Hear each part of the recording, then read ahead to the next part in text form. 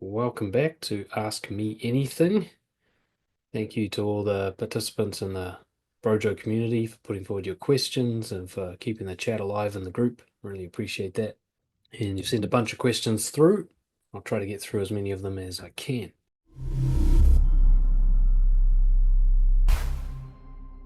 All right, I haven't prepared anything for these. I'm just going to go off the top of my head with these questions to get a kind of raw response. Yeah, I haven't even really looked at them. So let's do that now. Question one, how do I learn to be just comfortable with emotional pain? And also, how do I get through with what sometimes feels like huge sadness inside of me? I've always escaped with substances or mechanisms like overworking, but it would be good if I could bring it up and out so that I can be all right with it and grieve it, or frame it logically for what it is. But mostly to just let it burn up emotionally, to cry or something. Or is that even necessary or possible?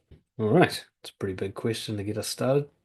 Let's start by sort of framing what emotional pain really is. Because there's the emotion, the physiological sensations that we give names to, like anger and sadness and disgust and so on. And then there's suffering, which is the resistance against those feelings. For a lot of us, and especially guys like myself raised in, say, New Zealand or Western culture, we've been taught to suppress or hide emotions, that most emotions are not allowed, that they're a sign of weakness or something like that. And that, of course, doesn't stop them from coming up. It just means that we don't know how to deal with them when they come up, other than to try and pretend like they're not happening or to manually override them with something like substances or busyness or something like that. But the real problem comes from a deep down conditioned belief that the emotions themselves are bad or wrong, that they themselves are painful. But it's our association with them that hurts us. The belief that they're bad and wrong is where most of the suffering occurs. The feelings itself, if you talk to somebody who's kind of okay with being emotional, person who's emotionally sensitive without any shame, they'll tell you there isn't really pain associated with emotions, just sensation. It's kind of like if you go to the gym and lift weights, you could call it pain, but you're not really suffering, are you? You kind of enjoy it. You like the feel of your muscles burning. But if you were to walk down the street and suddenly have the exact same feeling occur to you for no reason at all, you'd probably suffer. Oh my God, I'm having a heart attack or something. You'd think something was wrong with you. So it's not the physiological pain that bothers us, but the story that goes with it. Sadness is just like an aching feeling in here, not particularly painful. Sore, sure, but not devastating. But if it comes with a I'm not allowed to feel this narrative or I'm a weak person for having this feeling, then we suffer. So the question, how do I learn to just be uncomfortable with emotional pain? I'd say the question needs to be more like, how do I make it okay to be emotional? Rather than trying to avoid the pain side of it, trying to rewrite the narrative side of it. Even words, sadness, for example, this is just a label we give to a feeling that we loosely, collectively agree on. But what you mean when you say you're sad might not mean what I mean when I say I'm sad. Like I said, for me, sadness is kind of like an achy soreness in the center of the chest, kind of pressure up here, an urge to cry, maybe a slumping, like lethargic feeling. Maybe that's not exactly what sadness feels like to you. Yet we both use the same word. And if you've been conditioned to have negative connotations with these words, then that will bleed onto the emotion itself. Now, if you say, I feel sad, you might feel like weak or you're a pussy or something like that. But if you would just say, I've got a sore chest and pressure under my eyes, there's nothing connotated with that. And yet you're saying the same thing. So it can be a helpful step when it comes to becoming emotionally shameless to actually stop using the labels and to start just using the description of the physiological sensation. Instead of trying to categorize what is it I'm feeling in terms of a label like anxiety or happiness or anger, you can just describe physical sensations.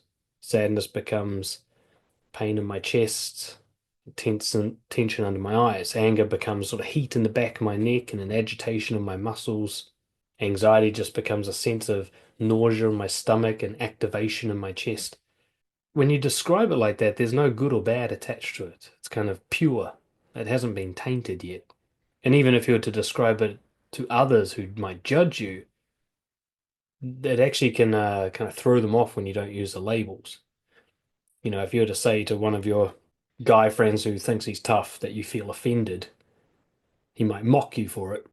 But if you were to say, like, my heart started racing when you said that and I felt all this heat in my neck, well, you're not actually saying you're offended, but you are saying it too. And he might not react the same because he's not hearing that trigger word that he has shame around, that he feels he has to mock. So when you're asking, like, how do I bring it up and out and be okay with it and grieve it? Essentially, what you're looking to do first and foremost is learn how to express it, how to put it into words. Later on, you can look at how to put it into actions. But whether it's by yourself, with someone else, journaling, speaking out loud, it's not so important how it's done, but to learn to practice to stop and just describe the physical sensations you're going through. If I was to do it right now, I'd say I've got slightly sore eyes, generally a calm feeling throughout my body, a kind of just stillness, a little bit of heat behind my ears. My palms are sweating a little bit. Do you have any idea what emotion I'm talking about? I don't. I don't know what I'd call this feeling. I don't need to call it anything. That's just the sensations going on inside my body. And you'll realize that emotions are really just sensations of sort of tension or lack thereof, heat, sort of awareness of body parts, nausea or stillness, activation or lethargy, the kind of sinking gravity feeling. It doesn't need a label. And in fact, the labels oversimplify it. Sad is actually a range of feelings. There's the sad you feel at a funeral, there's the sad you feel watching a movie, there's the sad when the bakeries run out of your favorite donut. They're not all the same feelings, and yet they all got the same name. So, step one, in my opinion, is to get rid of the labels that you have just too many negative connotations attached to, just too much shame, trauma, bullying, whatever attached to those words, so they just don't work for you anymore. Doesn't matter, you don't need to use them. And when you're talking either to yourself or to others, just describe sensations. You don't need to say, I'm angry with you. You can say, like, I've got a lot of tension now in my upper chest after you said that. You're actually portraying yourself a lot more accurately. If you say, I'm angry, they have to guess what that means. They have to go into their own data bank, look at what they call angry, and assume that that's how you're feeling, and they might be wrong about that. If you say I've got heat and tension in my chest, there's nowhere for them to misinterpret. They just go heat, tension here. Like they're going to have the same interpretation of your feeling that you do. And what you've got to be really careful of is to notice that emotions or feelings are not the same as thoughts. So people often say, like, I feel like I'm a loser. That's not a feeling. That's a thought. I'm a loser. I'm having the thought I'm a loser. But the feeling might be what? Sluggish, heavy feeling in the shoulders, a tired and kind of distracted feeling behind the eyes. Like you have feelings, but narratives are different. And that's why you got to be careful with these label words because they're actually often narratives. The word angry, for example, really means I'm out of control. So when you say you don't want to say I'm angry because you feel like you're saying I'm out of control. And you say I feel angry. But if you just say I feel tension and my fists keep clenching, well, that's not saying that you're out of control. If anything, you're probably controlling yourself. So step one is to learn to express it in neutral, descriptive language, whether to yourself or to others. And then the next one is to figure out what to do with it. One way to look at it is that all of your emotions are both indicators and energy. And what I mean is they're both signs of what's going on for you right now, and they're a source of fuel for some type of activity. Sadness, for example, that kind of heavy, very sort of reflective state. It's great for listening, it's great for practicing gratitude, it's great for resting. Sadness is really well used doing fuck all, basically. Anger is good for things like determination, courage, risk-taking. It's the thing that gets you over the line when fear has been holding you back. Fear is a good one to get curious. Is this an illusion? Is it real? Where's the actual threat? It's a great place for self-exploration, fear. It's like, where's my actual boundary? How far can I go? As opposed to just doing the knee-jerk reaction. I'm afraid, so I've got to run away, fight or flight. Doesn't always have to be there. Even happiness. Happiness generally means like keep doing what you're doing. It's working for you. So you can actually write down lists of feelings. And again, you can do descriptive terms. So instead of feeling anger, you might say, if I feel really hot and tense, what would be a good thing to do in that situation? Maybe exercise, maybe assert myself, maybe try something a bit riskier than usual. And you can come up with a list of kind of prompts of what would be good ideas for this kind of energy, right? Rather than trying to override it or numb it or distract yourself from it, like use it, surf it like a wave. It takes a lot of practice, but I guarantee you there is a use for every type of feeling. There is activities that suit it better than other activities. And if you can train yourself to see these, then eventually there's no such thing as a bad emotion. They're all useful. You just got to work with what you've got. There's no point trying to do something aggressive and courageous when you're feeling sad, right? You need to do something that's sad related. Create some art, for example, write in your journal. That's good sadness activities. And it doesn't necessarily have to be the commonly accepted way of dealing with it. You know, some people can cry when they're sad, others, for whatever reason, can't cry. I find it difficult to cry. I can do it, but hardly ever. So I can't just bring tears out and just cry the sadness out. And even that would be trying to get rid of the emotion rather than using it. But sadness is a good time for me to journal, get creative. Same with anger. You might be raised in a culture where anger means you fight, punch a hole in the wall. They might think that's a good idea. You don't have to do it like that, nor should you. You can do it to write that letter to your boss who's been pissing you off. You can do it to drop and try some push-ups or do some pull-ups or something like that. You can always use the energy in a way that's maybe unique to you. My overall answer to the question is it's not emotions that are causing you pain necessarily, even though some of them have sort of painful elements to them. It's just tension, heat, a bit of soreness, vibrational kind of activation in the muscles. None of these things really hurt you. Suffering comes from the stories that come with these feelings. And if you ditch the labels, then you can ditch the stories and ask yourself, how should I use the way I'm feeling right now? Hopefully that answered the question. Right, so next question is, I find with meetup groups and with any groups of new people in general, there's a significant wheat from chaff phenomenon as far as finding people with whom I can really connect on. Any general advice for someone who is rather unusual, independent-minded, and with both lots of academic knowledge and as well as life experience, to efficiently find people with whom a good social bond can be made? I think I'll attack this in a more general sense. This question is asking, like, how do I find my kind of people? And I can see two elements to this. First is just finding your kind of people, and second is releasing yourself from the judgment and conditions of what your kind of people might actually be. So I see one of the key problems I've seen with people who struggle to find their social group is A, they're looking in the wrong place if they're looking at all, and a lot of times they're not looking at all. That's the real problem. And B, they've come up with a criteria of what they think they want in a person, and they're looking for that, but there's really no good justification for that list of criteria. You see it with people dating all the time. They've got their lists, right?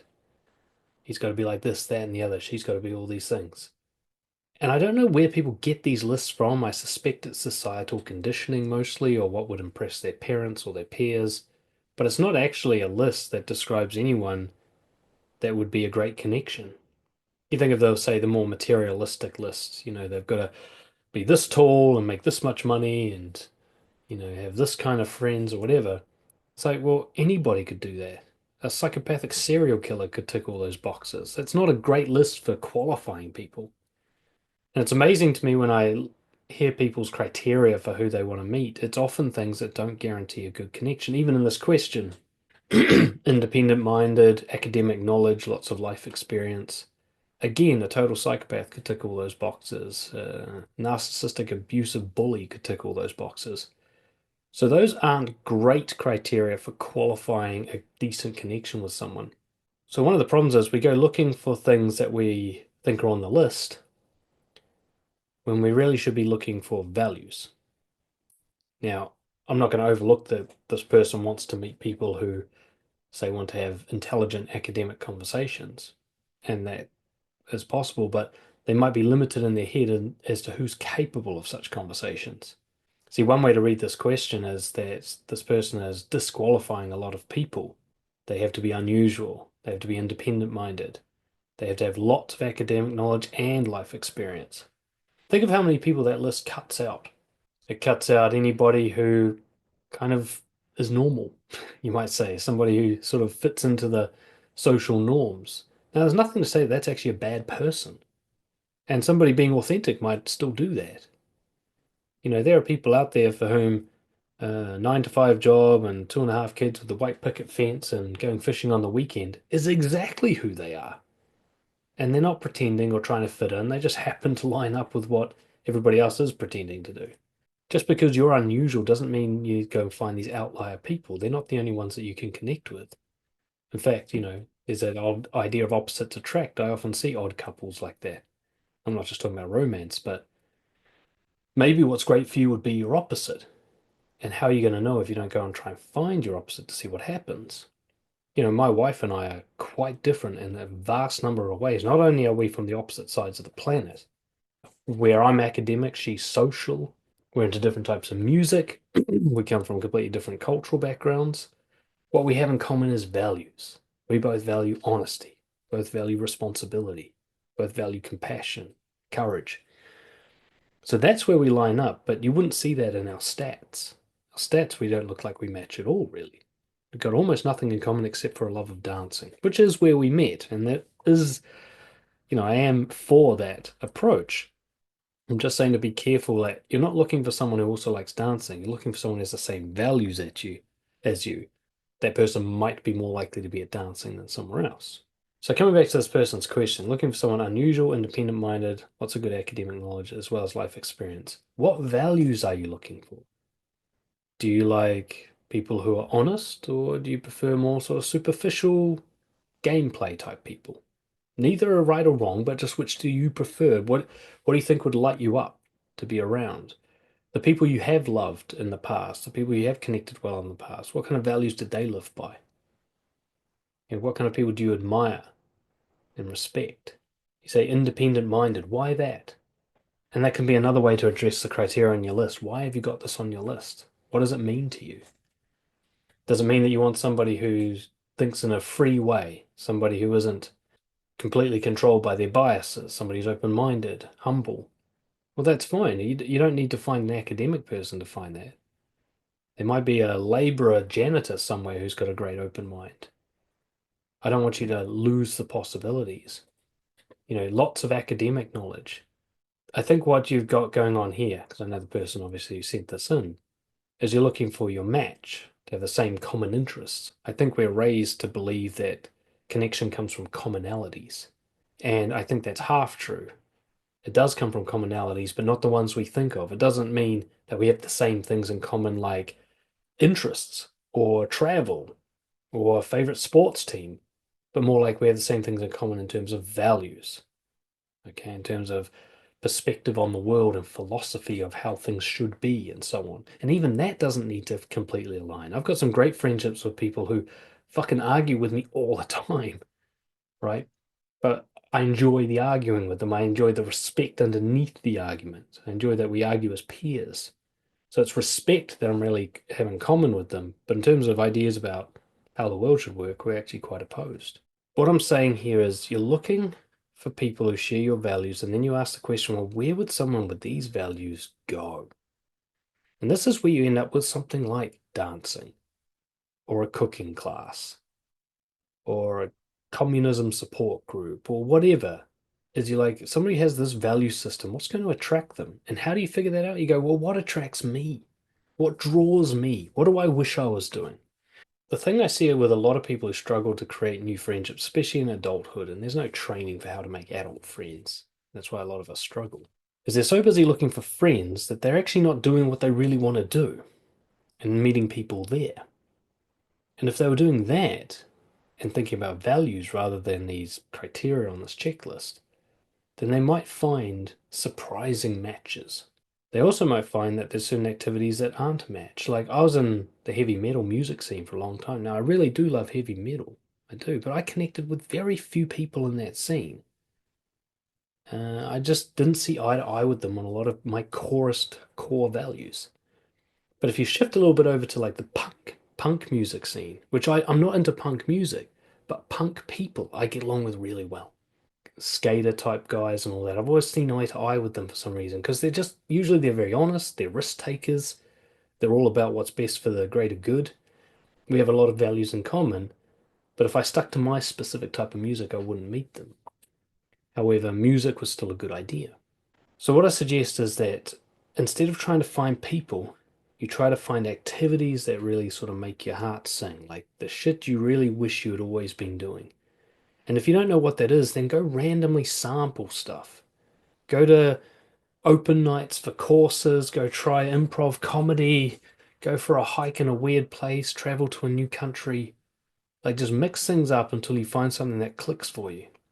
Really draw random shit out of a hat. There's websites where you can look up like what's some good hobby ideas and you could just go try them. You might be like, okay, archery. All right, I'll go try archery. And it might be the thing you've been looking for your whole life, but you don't know until you try it. So you start with activities that you really love, activities, especially that would draw out your value. So, like if you've got the value of courage, then you're looking for an activity that makes your heart pump and puts you under challenging pressure and requires some sort of competitiveness or some sort of risk taking, right? You're looking for, you might get into MMA or rock climbing or hell, even chess, right? Just something that challenges you.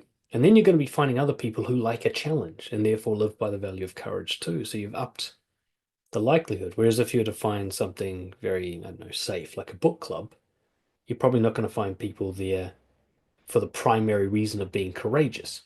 That doesn't mean that they're cowards at book clubs, but you're looking to increase the odds of somebody having the same values as you. You might say value honesty. And so you try Toastmasters, and maybe the particular group you're in are more sort of superficial and trying to put on a good show rather than speak the truth. And then you go to a different Toastmasters in another part of town and they're really vulnerable and honest. Or maybe you go to a men's group or whatever, and then you start finding these honest people. So know your values before you start trying to socialize, because otherwise you're going to default to some bullshit criteria list that somebody else probably conditioned you to have, or many thousands of people conditioned you to have. And it's a distraction. It doesn't actually give you good criteria for finding someone. So I hope that answers the question. It's a tough one to answer, but get out there and experiment as much as possible. Try lots of things, meet the people while you're there, be as openly yourself with them as you can be, and this will quickly be answered for you in real time. This one's about nice guy types. Okay. If a performer type nice guy performs for unhealthy reasons, it seems like it should be possible to be a performer but not have all the unhealthy nice guy attributes. What would that person's relationship with performing look like? A little bit of a recap if anyone's watching that doesn't know. I made up these kind of 5 types of nice guy. And the performer type is the extrovert who has an external locus of control. And what that means is they think they have to put on a show to get approval from others in order to feel good about themselves. So they're seeking approval and validation actively. So they might actually not appear to be socially shy in any way. They might be the kind of people who goes on stage or always tells a joke or center of attention, high performers, high achievers. They do well in the sports team or they're in the band or they're just the party person, the connector. But it seems that their confidence, or at least they know this, their confidence is dependent on how people react to them, right? I think a great example of a genre of people like this would be stand-up comedians. There's exceptions, of course, but generally I'd say a lot of stand-up comedians at least start as performer nice guy types. All right, they've found a place where they can manage how to get laughs on cue. The other type that might do this is the controller type, which is also the extrovert who manipulates people into liking them. So they don't necessarily perform, but rather play mind games to get approval. Both would apply well to stand-up comedy, right? So there's a stand-up comedian who's just a naturally funny person and sort of double down on that to get as much approval as possible. And then you get those stand-up comedians, they might not actually be that funny when you hang out with them, but they've learned how to be funny because it's a good way to get approval. And that's a slightly different thing. Performing is such a valuable thing to do. All the art we enjoy is some form of performance, especially the live stuff, dancing, music, comedy, magic, even just somebody telling a good story at a dinner party is a performance of some kind. And if everybody stopped doing that, we might have a fairly dull world. So I'm very open to the idea that there is healthy and unhealthy performing. All right, artistic or entertaining expression can be done in a healthy way. So it's all about motives. Why are you doing it? What are you attached to in terms of outcomes? See, the performer type nice guy, I mean, on one level, he might just be having a good time as well and doing what he loves. Like, I'm the performer type of nice guy. So I played in bands for most of my life. So getting up on stage and playing music. And I genuinely liked music, right? Most of the time. The music I was playing, I loved the music. I'd listened to it by myself. That's how much I loved it. And then there was like the covers band I played in where I might like two of the songs out of the whole 4 hour set that we played, but I got a lot of approval for being in a band that played music that everyone liked. So in the metal band, nobody liked our music, but I liked it. And then the covers band, everyone liked it, but I would never listen to it. I was also the funny type of performer. So if you put me at a party or something, I'm always telling, well, not really jokes, more like funny stories or taking the piss out of myself, out of other people, bantering, having everyone laugh as much as possible. And that was very much like a mixture of I was genuinely enjoying myself and having a laugh. Like there's people I do this with and I'm not trying to get approval, like my best friend, for example, we're just having a laugh together. And then there were other times where it was much more about me sort of controlling the approval I was getting from the room, trying to be the funny guy and sort of the Jim Carrey approach to life. It's always been a mixed bag for me until I started my recovery, where there was healthy and unhealthy motives. But the primary underlying motive had always been to get approval and love and validation from people. And so for one to be a healthy performer, that needs to be removed or reduced as much as possible.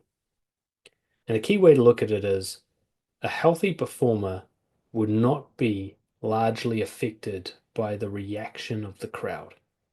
All right. So a healthy stand-up comic would keep doing their routine even if they were bombing. They'd be like, fuck it, I don't care if you laugh. I love doing this shit. I'm going to do it anyway. A musician would keep playing even if the audience walked out, which has literally happened to me before, more than once. A magician would just laugh with the crowd if he fucked up a trick and they caught him out, and he'd just keep doing his magic. He wouldn't be like, "Oh my God, this is a disaster." So the healthy performer doesn't require the validation and approval from the audience to enjoy the performing. If that enjoyment of the performance depends on the other people, then obviously your primary motive is approval and validation, and you're set up to fail and you're being unhealthy. We can see this with stand-up comics, especially. I'm a big fan of stand-up comedy, and you can see it as they get older, the real veterans that have done it for decades.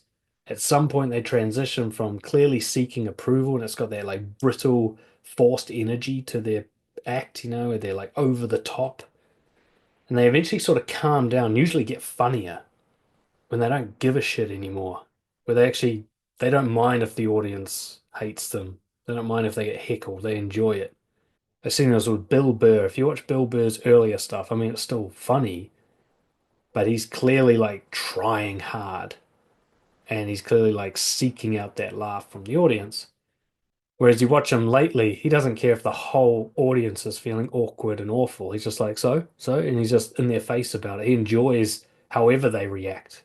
He thinks it's funny to him, if he pisses everyone off.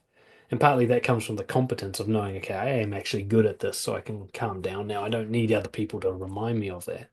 But what I'd suggest is in order to make that transition, to go from seeking approval and validation to performing for a healthy reason, is you have to find some way to insert into your performance something that would detach you from the outcomes. Now, this can actually be done as a kind of exercise where you manufacture it. For example, if I was a musical performer and I was playing cover songs that everyone liked, I might throw in a song that I just want to play for me and I know they're not going to like. Or I might throw in one of my own songs and I have no idea how they're going to react to it. And even if they hate it, I'll still play it every time because it's one of my songs and I want to give life to it. Or a comedian, let's say a joke's not funny, double down on that. Keep going. If you're going to bomb hard, like destroy yourself. Have the experience of like ruining the performance rather than trying to save it, rather than trying to get the laughs back. Referring back to Bill Burr, the comedian, there's this kind of moment where he broke out. It's called the famous Philly rant. You can look it up on YouTube, somebody recorded it. Long story short, he was doing a set in Philadelphia, which are notoriously ruthless as an audience. Like comedians hate going to Philly for gigs because if you don't make the audience laugh, they just rip you to pieces. And the backstory is a lot of the comics had gone on before him had just been like eaten alive by this audience. This audience was being particularly cruel this night. And he just had enough. And he comes out, he doesn't even do his set. He just abuses them for 15 minutes. He just gets all his anger out and just vents on them. And I don't think he meant this, but he was incredibly funny as he's doing it. Like he's just ripping them to pieces with really clever, witty insults. And a few minutes in, they just start laughing. They just think it's hilarious. But he's just off on one because he's genuinely angry. And I think that was a pivotal moment, or I know it was a pivotal moment for him in his career, but also for his insight as to, oh, I can just come out here and say what I really want to say. I don't have to try and make them laugh. I can just have a rant about the shit that pisses me off, and they think that's funny. And so he unintentionally found the thing that actually gets the most approval and validation through letting go of that and actually coming out to speak his mind. And that would be, I'd say a general element to this kind of performance thing is your performance honest? Even if it's something artistic like dancing or music, is it really what you want to do? Is that really what you want to say? Is it really what you want to put out there? Because if you've adjusted what you want to put out there in order to get more approval from them, you're already into that performer type nice guy. But if you're like, I don't care if nobody fucking likes this needs to get out of my body and into the world, then that's what I'd call healthy performing. I've worked with quite a few quite high level musicians, DJs and such. And there's always the music that they sell and the music they really want to make. And what they're missing is turning the music they really want to make into the music they sell, right? They always change the music to match what they think people like. And in doing so, they just become generic. Like it's good, people like it, but they're never going to be some breakthrough new artist because they're not letting that stuff out. They're too scared of the reaction it's going to get. You have to be willing to bomb, to be hated. When I played in my metal bands, there were times where we were asked to stop because they didn't like us so much. At least one time, because we just went to the wrong venue this time. There's a venue that played like jazz music, and then we came in like sort of Lamb of God, and about three songs in, they're like, "We will pay you to stop. We're sorry that we let this continue." We'd cleared the place out. It was empty, right? And that was more real. Like we were going hard as if there's an audience of 1,000 people moshing, right? Like that is sticking to like us putting out the music we wanted to put out because there was no pleasing this audience. Fuck, there's no audience left, right? So there's been moments in my performer life where I've done it for the right reasons, and it feels great when I do it for the right reasons, and I can maintain that forever. I can always do that. But if you get exhausted by your performance because it's so dependent on how you get the validation from others, or you find that like if you miss a beat or you cause an awkward moment or someone doesn't like you, it crushes you. These days my performing is this, like making videos and such. And, if I find there's a negative comment or somebody even has critique about the technical element of the video, if that affects me, then I was doing the video for the wrong reason. And it's a tough balancing act because at the same time, I also want to give something valuable. And this is the same with all musicians, artists, magicians, whatever. It's not like I'm just going to do what I like and it doesn't help anybody. I want to actually give the audience something. There's a genuine giving in there. But think of it like first, I'll take the risk that they won't find it valuable in order to find what they do find valuable. But I'm willing for it to bomb and die. And if you go through, say, if you go through my YouTube channel, you'll see that. Like most of my videos have fuck all views. I've kind of taken a risk on what I think people want to hear or answered a question that maybe some people want the answer to, but only a very small niche. And I could go and dig up the kind of content ideas that always get a lot of views and clicks and likes. I know how to do that. I resist the urge to do that because that would not be authentic. That would be being a performer, right? Clickbaiting. But I'm always trying to play that kind of balance between saying what I want to say, but also giving people what they need to help them. And trying to find out, not compromising, but trying to find out where those two places meet. So, like this, when somebody asks a question that I want to answer, that's the perfect combination. Now, it might be only the person who asked this question is interested in the answer and nobody else watches this video. I have to make this video with that in mind. And that'll be my final point, actually, to kind of maintain your authenticity, but also do it for others, is choose one person to do it for.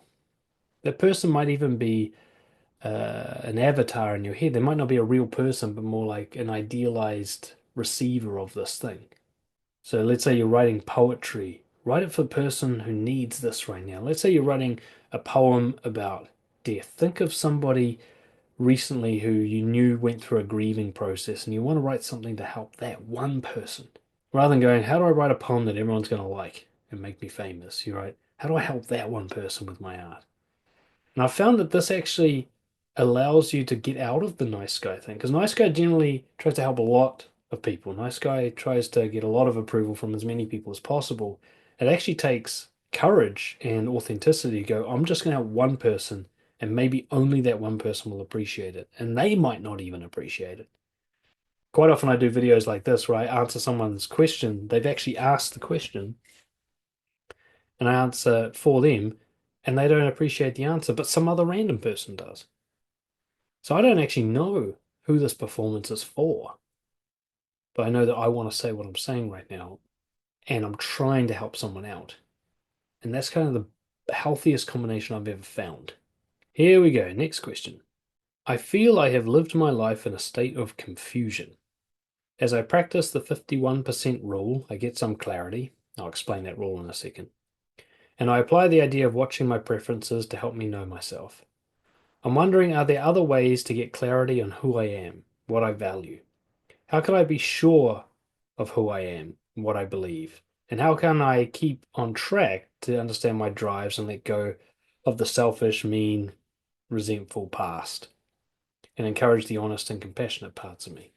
One of the things, okay, so I'll give you some backstory, not necessarily on this individual, but on nice guys in general and what the 51% rule is, and then we'll go from there. So if you're a people pleaser, nice guy type, if you've suppressed your emotions or performed and put on a show or whatever it is you've done to try and make people like you or avoid being disliked, as the years and decades tick by of you doing this, you create a greater distance between your actual self and your true self. So the behavior that you do and who you really are starts to really become detached. Okay, you start doing what I think of as method acting. So you're playing a role, but it's like you're watching your own life from behind the glass. Like you're playing a video game. This isn't really you. This is just the character doing the thing that wins the game. And so one of the most common problems my clients have when they come to me is actually a really existential crisis. Like, who the fuck am I? I don't even know anymore. Spent so long trying to be what everyone else wants me to be that I don't actually know what the original source code is. I don't know what I'm pretending away from. I've become the pretense. But all I know is that it is a pretense. I don't know what the real is though. I just know it's not this. It's a very horrible place to be. It's a sense of being fake without knowing what the true version is. So you're stuck in the fake. You know it's fake, but you can't do anything about it because you don't know what the other place looks like. Now, the 51% rule is an idea I came up with for people who are in this state. Briefly, what it means is If you're not sure of who you are, what you want, what you believe in, you're going to feel very numb emotionally, detached, on the fence about a lot of issues, right? You're not going to be really sure what you stand for, what you like, what you're for, what you're against, what you want, what you don't want, because you're so used to compromising that to fit in. But if you pay attention, you'll notice that there really is no such thing as being completely 50-50 on something. Okay, you're never exactly in the middle if you're honest with yourself. And so 51% describes like what side of the line do you slightly lean towards? Let's say, I don't know, take some political issue like should sex education be taught in schools? And you would be the kind of person that it depend on who you're talking to, what side you would take. If you're someone who's with someone who's really for that, you'd be like, yeah, I can see that's a good idea. And if you're with someone who's against it, you'd be like, yeah, no, fair enough. And if you're with both of them, it's like, oh, I can see both of your sides of your story. That's a real nice guy thing, by the way. I see both sides of the story. It's like cop out, right? But if you're alone, someone put a gun to your head and said, decide and make your decision as honest as you can, or I'll shoot your brains out, which way would you lean? If nobody was going to judge you no matter what, if somebody was going to accept whatever answer, if everybody was going to approve of your position, which way would you go? Even if it's like, I barely feel this, it's just a fraction, like one pubic hair over the line, right? Now, the 51% rule says once you've identified which side of the line you're on, act as if you're 100%. Okay? So if I'm 51% against sex education in school and I want to find myself and figure out who I am, then I should act as if I'm really fucking against it. I should campaign against it. I should be like, no fucking way, not with my kid. And I don't mean pretend that you feel that strongly about it, but more so understand that not feeling strongly about it is the pretense. Okay, being numb to the topic, not seeming to care which way it goes, that's not true. Because a truly authentic person is very clear on their for and against. They don't sit in the middle, they don't sit in maybe. They either care about something or they don't care about something, period. They're either really against it or really for it. They want it, they don't want it. They don't have a because is a non confident position, right? That's a fear based position. If somebody doesn't know themselves, doesn't want to take a stand, isn't ready for a conflict. So if you behave as if it's 100%, you'll find out where you really stand on the thing. You might find going all in on it changes your mind. You're like, actually, I feel like I'm in the wrong place now. So then go all against it. You go, oh, okay, that feels better. And this way you figure out who you are by pushing that percentage out rather than allowing yourself to believe that you're on the fence about anything. You're not allowed to be on the fence about anything until you discover true confidence. So that's just the background to the 51% rule. So coming back to the question, this guy said, he's lived his life feeling confused. He's applying this 51% rule. He's getting some clarity. But what more can he do to figure out who he really is, who he really values, and so on? Well, there's lots of different ways to do it, but you've got to start with your baseline position and how you feel about that. And when I say baseline position, what I mean is how do you behave? Because what confuses a lot of people and creates a sense of dissonance and disconnection with themselves is they think one thing and act another. And if thinking is 50% of truth and acting is 50% of truth, then you're canceling it out. I had this in a session just this morning with my client. He was talking to someone, and he knew that that person was lying to him. He fucking knew it. But he didn't call them out. He didn't say, I think you're lying to me, or what are you hiding right now? He acted as if this person was telling him the truth. He nodded and agreed and said, fair enough. He acted as if he completely trusted everything this person was saying. So his behavior said, I believe you, and his thoughts said, I don't. 50-50 cancelled out. He ends up in this neutral position. He's not for or against. Because you can't say, I know you're lying, and then have your behavior say, I know you're telling the truth. Well, which is it? And the problem is, a lot of people think if the thought is there, that's enough. Nah, the thought and the behavior have to line up for you to find the full truth. So, first and foremost, you've got to have a look at your behavior and how it compares to what you think your beliefs are. So, you might start with just writing down your basic beliefs of, say, what does it mean to be a good person? Right? Or how do I wish everyone was? Right? Or what do I think are the most valuable traits a person can have? These are the kind of questions you can ask to try and identify the beliefs you have about who you are or who you should be. It actually helps to ask like about other people because that's just a projection. If you ask like, how should everyone else be? You're really saying, how should I be? But it's easier to answer when you're talking about other people and, being all judgmental and shit. It's just more detached. So you ask these questions, what do I think is right and wrong? Maybe you bring up a list, go on Google and you're like, what are the top 10 political divisive topics? And then just pick which side you're on. Play the 51% game, like abortion, for or against, like whatever it is, immigration, for or against. And do it with all of them so you get like your own basic political profile. Remember, you might change your mind on these once you act according to them. But for now, just get them down. And then, whatever it is, you should have a big list of traits, beliefs, preferences, and so on of what you think a good person is, who you think you should be based on what you know, and so on.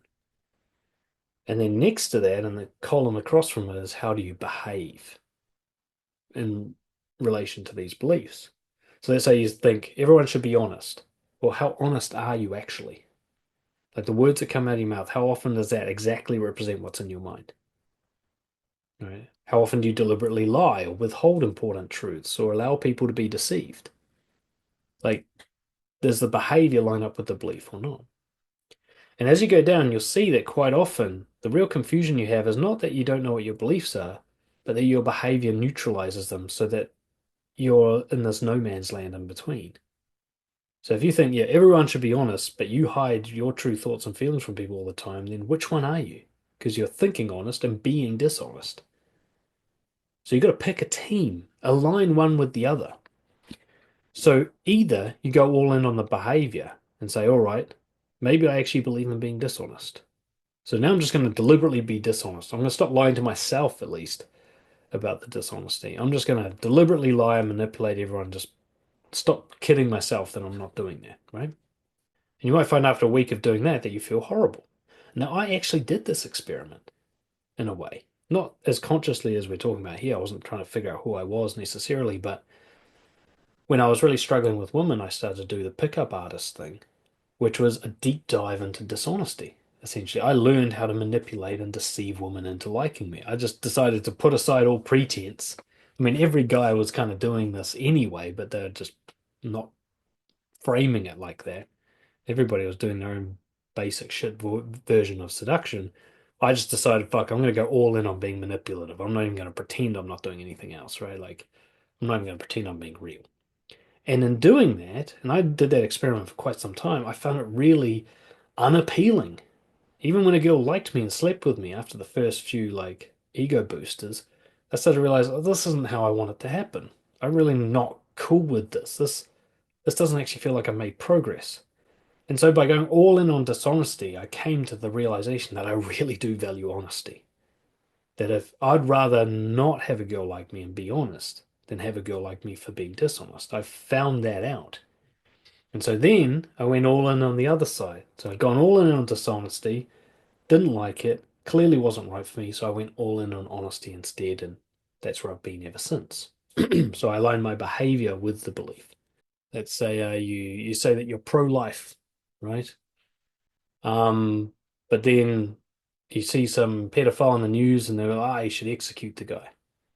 So you're like, okay, are you for life or against life? Because in your head you're saying pro-life, and in your behavior you're saying kill somebody. So which one is it, right? So get an alignment there. Should we just slaughter anyone and everyone we feel like it? Or should we let them all live? Like pick a side and then act accordingly. And I don't mean go out and kill people or not kill people, but if you're pro-life, then you should be anti-capital punishment, right? You should line up with everything you stand up with should line up with the core belief. And if you don't like that, then you got to find another one. Now, you may find that there's a third belief that better explains it. You really don't want people to get abortions, but you do really want pedophiles to be executed. So you're not pro-life or pro-choice, you're some other thing that somehow allows both of those positions to exist. And so maybe you've actually got a position where you're like, babies should be allowed to be born before, it's decided what we do with them. But once they grow up and behave badly, then we should kill them. Right? So that's not actually a contradictory belief, but if you say I'm pro-life, you do contradict yourself. So you may have beliefs like that, especially like political memes and religious virtues and so on, where you've got a belief you're kind of clinging to, but it's actually too contradictory. You can't even live by it. So you need to ditch that and replace it maybe with two separate beliefs and then act according to both of those beliefs. But key is, and this is all covered in my core values course as well, is you got to figure out what your values are. And even if that's just a guess to begin with, align your behavior with them and see how that makes you feel. If you think you value courage, then every day go do something that scares you. If you think you value responsibility, then look at some area of your life that's not going well and try to fix it. Right? If you think you value compassion, then stop interrupting people when they're complaining and just listen to them or whatever. Like align the behavior, and that'll either feel right or wrong, especially after extended experimentation. So that it one of the part of the question is like, how do I let go of the selfish, mean, resentful past, like these drives to do things? Well, the fact that you call them selfish, mean, resentful means that your inner belief doesn't align with the behavior. Like you're doing something, but you don't think people should be like this. You just give yourself these exceptions and you justify and minimize your behavior to get away with it. That's what I noticed working with rehabilitating criminal offenders is it's very rare for a criminal offender to say, I'm just going to go do a bad thing. Yeah, I like being evil. Those people do exist and they're fucking terrifying. But for the most part, the thing that surprised me just so much about working with criminals is nearly all of them see themselves as a good person. And they've got a big fucking story about why they did this bad act. Right? They've spent many months, years even, concocting a story for themselves mostly to justify the behavior that they don't actually agree with. I used to work with sex offenders a lot, and they do obviously very horrific, traumatic things to people. And I always thought, yeah, they're just going to be like, yeah, fuck yeah, I like doing this shit. But for the most part, they're like, well, she led me on, and I was put in a position where I had no choice, and I thought it was this and that. And I'm like, why are you giving me a big story, dude? Like, you've already been sentenced. There's nothing I can do for you if you convince me. I realized, oh, that story's for you. You're trying to reconcile your behavior with your beliefs. And if you're doing that, it means your belief doesn't match your behavior. This is guilt I'm watching. This is remorse. You actually think it's a bad thing that you did, but you can't live with yourself if you think that. So you're trying to turn it into like an exception. Stop trying to turn things into exceptions. Go, look, if this really is my belief, I can't do stuff like that. Not anymore. I have to admit that was fucked up, right? I saw one of the coolest dudes I've ever worked with. He's a murderer. I've told this story before. So he got a life sentence, but he got out on parole, and I was working with him. And his backstory was somebody raped his sister, and so he went and found that guy and shot him. And everybody praises him for this. He was a hero in jail for, protecting his family, so to speak, and all that. But he said, no, no, no, no. Nobody should praise me for this because in doing this, I gave my sister a life sentence as well. Me shooting that guy wasn't for my sister. I can't protect her. She's already been raped. That was just vengeance for me. And all it did is make her feel guilty because now she's lost her brother as well as being raped. Because now he's going in prison. She feels like it's her fault. So what was I trying to do there? Just satisfy some like vengeful urge. But ultimately he harmed his sister, which goes against his beliefs. If he had stopped and gone, what's best for my sister, he would have never gone and shot that guy. He would have just comforted his sister and called the police, right? And so when you catch yourself doing a behavior that you have to tell yourself a big fucking story about, understand, hey, if you'd done the right thing, you wouldn't need the big story. There's some belief you have in you that doesn't like what you did, and you have to accept that. You have to understand you have disappointed yourself. We all have. I've done things where I'm just like, what the fuck? And I really want to come up with a story as to why it's okay that I did that, but it's not okay that I did that. There's no part of my core values or my moral, ethical principles that say that that's okay. There's this one story. I was at a party. I was quite young, 16, something like that. And I was in the kitchen area talking. And there's a bunch of drinks on the table that people had left there while they were dancing. And there was some Dettol, which is like a cleaning agent if you don't have that in your country.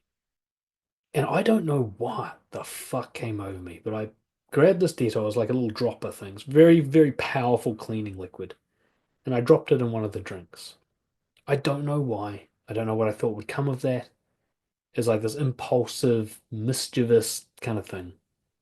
Anyway, this girl came along, she drank it. She was like, "Oh my God, what's wrong with my drink?" Her boyfriend got crazy. I had to leave her, or I was going to get my ass kicked. Now, I can't come up with a story that says that's okay to do what I did, right? No justification. There's nothing in my value system or ethics that say that that was the right thing to do, that I can make an exception for that, because I can't. So I have to accept that the guilt and the shame and everything I feel about that behavior, I should be feeling it because I breached my own values. So if you feel bad about what you've done, try to figure out what the belief is that makes you feel bad and then act according to that belief instead of continuing with bad behavior. That's my answer to that question. I don't know how helpful it is. It's the best I can do. But think of it, like I said, in two stages. You've got beliefs and behavior. And all you got to do is make sure they line up. Even if you get it wrong, doesn't matter because lining that up and experimenting with it, consciously aware, will help you figure out what's right and wrong. Like my story about choosing dishonesty and finding out I'm not really into it, so choosing honesty instead. Stop telling yourself you're courageous when you act cowardly. Stop telling yourself that you're responsible when you play the victim all the time. Like, choose one or the other and line it up, and then see how you feel about that.